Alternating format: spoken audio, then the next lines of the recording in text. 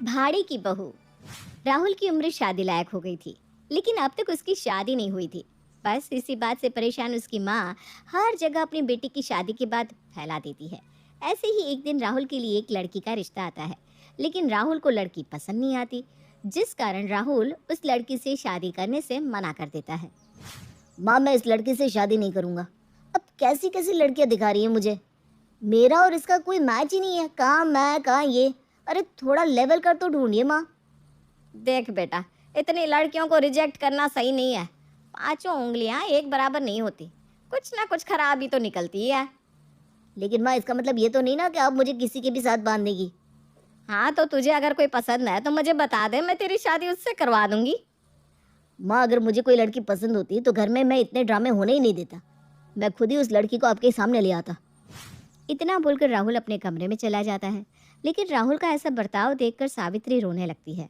उसे रोता देख उसका पति मोहित कहता है, सावित्री, तुम क्यों राहुल की चिंता कर रही हो? अरे जब उसकी शादी लिखी होगी तब हो जाएगी। लेकिन अब मुझसे घर के काम नहीं होते, मेरी उम्र होती जा रही है। जिस तरह राहुल के नाटक है ना, उससे तो साफ जाहिर हो रहा है कि ये शादी करना ही नहीं चाहता। या तो वो किसी लड़की को पसंद करता है, या फिर यूं ही कमारा रहना चाहता है। मोहित जी, आप राहुल को समझाइए ना, क्या पता आपकी बात करने से वो मान जाए।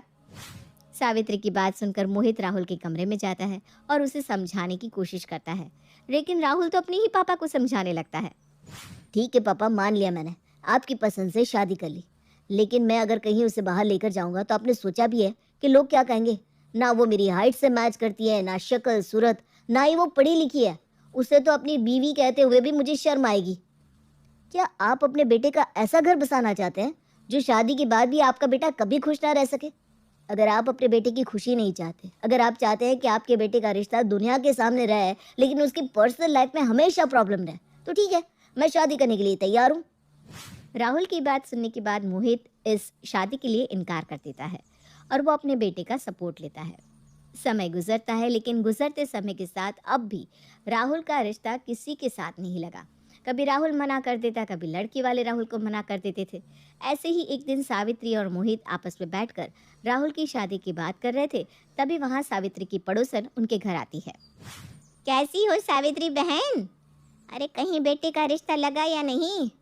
अरे कहाँ भाई, अब तो ऐसा लग रहा है कि मेरे बेटे के लिए लड़की ही नहीं बनी, तभी तो मेरे बेटे की शादी नहीं हो रही। पता नहीं उसकी शादी कभी होगी भी या नहीं। अब तो मैं बाहर जाती हूँ तो लोग मुझे ताने देने लगते हैं, बेटा 30 साल का हो गया लेकिन अब तक माँ बाप उसे खुद से दूर नहीं कर रहे।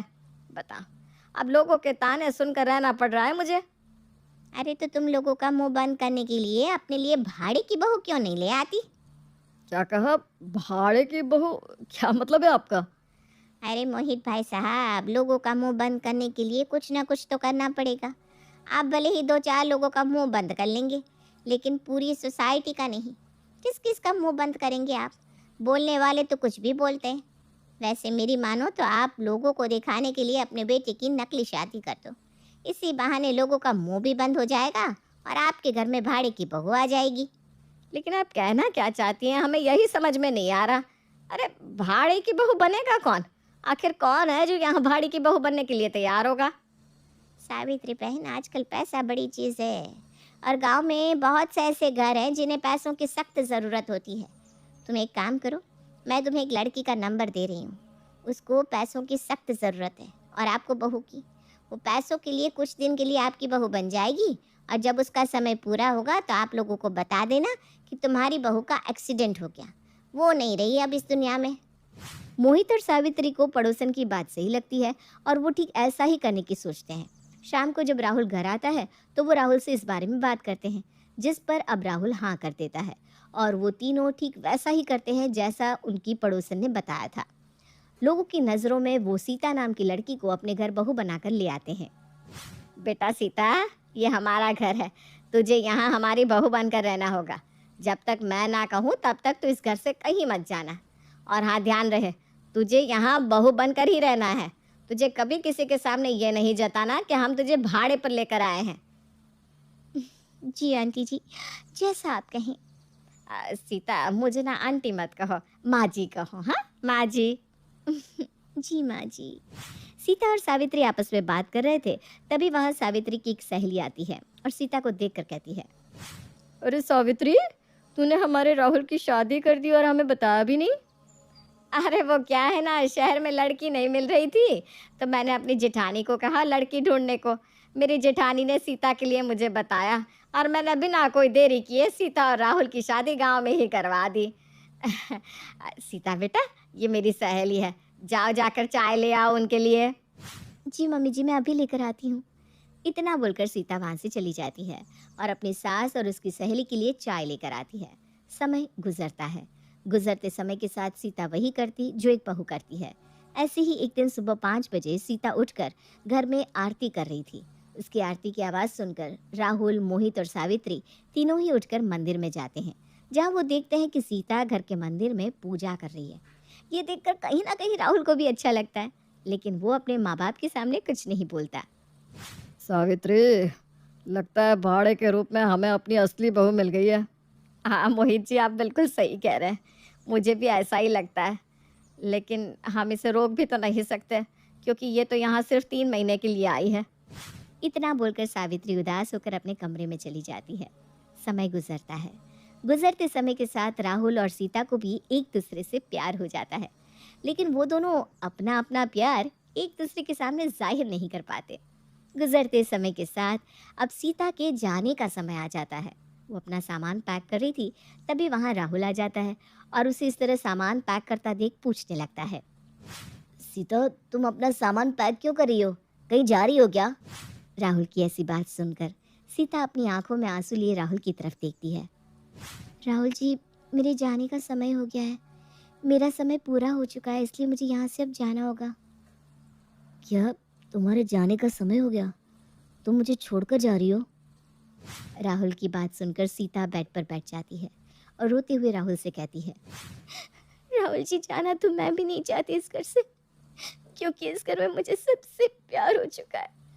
भले इस घर की भाड़े की बहू बनकर आई थी मैं, लेकिन मुझे कभी इस घर में यह एहसास ही नहीं हुआ कि मैं इस घर की असली बहू नहीं हूँ। और तो और राहुल जी, जाने अनजाने में मैं आपसे प्यार भी करने लगी हूँ। मैं इस घर से नहीं जाना चाहती राहुल जी, नहीं जाना चाहती, मुझे रोक लीजिए। सीता और राहुल की बात सुनते ही मोहित और सावित्री आ जाते हैं। सीता बहू, हमने तुम्हारी बात सुन ली है और मैं तुम्हें यहाँ से जाने ही नहीं देना चाहती, इसलिए मत जाओ। हमने तुम्हें जाने को बोला ही नहीं, और हमें ये भी पता है कि तुम भी ये घर छोड़कर नहीं जाना चाहती है ना बेटा? बाजी आप।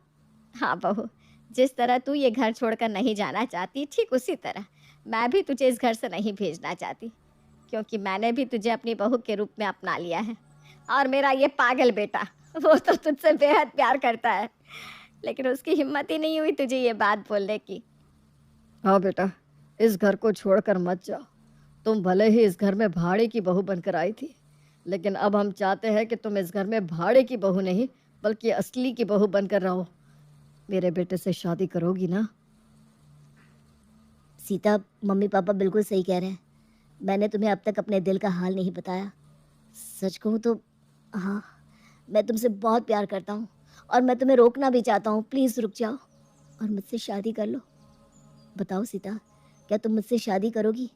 मैं तुमसे वादा करता हूँ, मैं तुम्हें कभी कोई दुख नहीं दूंगा, हमेशा अपनी पलकों पर बिठा कर रखूंगा। हाँ राहुल जी, हाँ। सबका इतना प्यार देखकर सीता खुद को रोक नहीं पाती और वो राहुल से शादी करने के लिए तैयार हो जाती है। इस तरह सीता वहीं रुक जाती है, जिसके बाद राहुल की माँ राहुल और सीता की धूमधाम से सभी के सामने शादी करवा देती है। इस तरह सावित्री की भाड़े की बहू उसकी अपनी बहू बन जाती है।